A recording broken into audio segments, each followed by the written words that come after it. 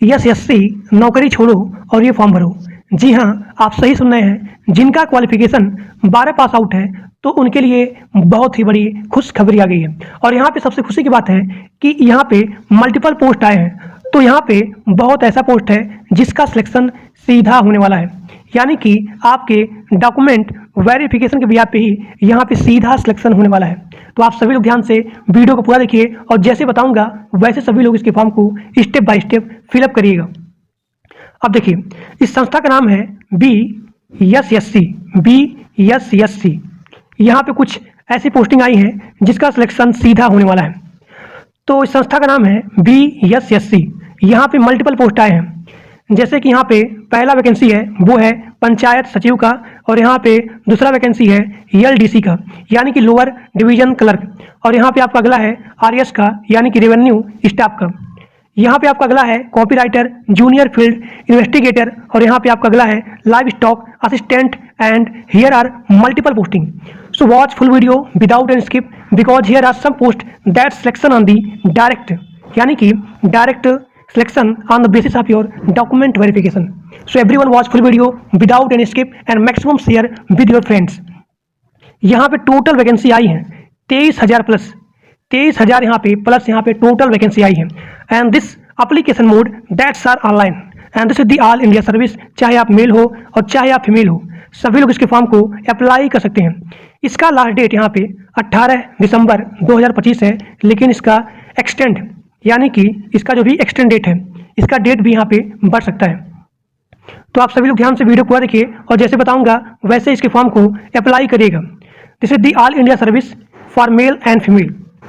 इस फॉर्म को अप्लाई करने के लिए आपका मिनिमम और यहाँ पे मैक्सिमम एज कितना होना चाहिए, तो मिनिमम एज 18 साल और यहाँ पे मैक्सिमम एज 40 साल होना चाहिए। और यहाँ पे एज में भी छूट है, देखिए यहाँ पे एज में भी छूट है, यानी कि अगर आप SC ST हो तो उनके लिए यहाँ पे 5 साल का छूट है, और OBC के लिए 3 साल का छूट है, यानी कि SC ST के लिए 5 साल का छूट है और OBC के लिए 3 साल का छूट है। लेकिन इस छूट को पाने के लिए आपके पास जाति प्रमाण पत्र होना चाहिए। जिन लोगों के पास जाति प्रमाण पत्र होगा उनको एज में छूट मिलेगा, यानी कि अगर आप SC ST हो तो जो भी यहाँ मैक्सिमम एज है 40 साल, वो यहाँ पे बढ़ करके 45 साल हो जाएगा। और अगर आप OBC हो तो उनका मैक्सिमम एज 40 से बढ़ करके प्लस 3 साल यानी कि 43 साल, this is the maximum age for the OBC candidate.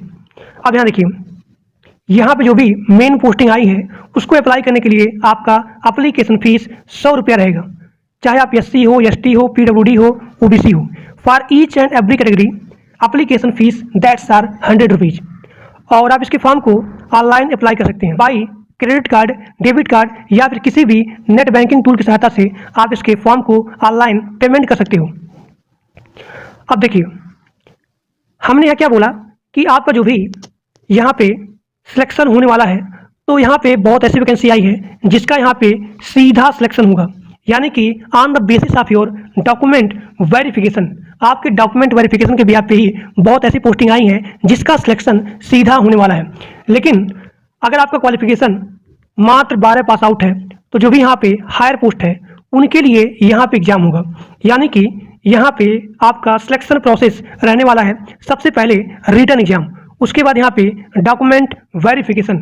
अभी मैं आपको दिखाता हूँ इसका ऑफिशियल नोटिफिकेशन कि आपका यहाँ पे कितना सिलेबस, क्या सिलेबस रहने वाला है, यहाँ पे कितना क्वेश्चन कितने नंबर का रहने वाला है, और यहाँ पे नेगेटिव मार्किंग क्या रहने वाली है। So each and everything that will be discuss in this video. अब यहाँ देखिए, मिनिमम क्वालिफिकेशन आपका होना चाहिए 12 पास आउट किसी भी संस्था के द्वारा। अब यहाँ देखिए, मैं आपको सबसे पहले दिखाता हूँ इसका ऑफिशियल नोटिफिकेशन। देखिए, ये इसका ऑफिशियल नोटिफिकेशन है। यहाँ पे शर्त भी रखा गया है कि अगर यहाँ पे 40,000 प्लस कैंडिडेट अप्लाई करते हैं तो यहाँ पे प्री के साथ साथ मेंस भी एग्जाम होगा।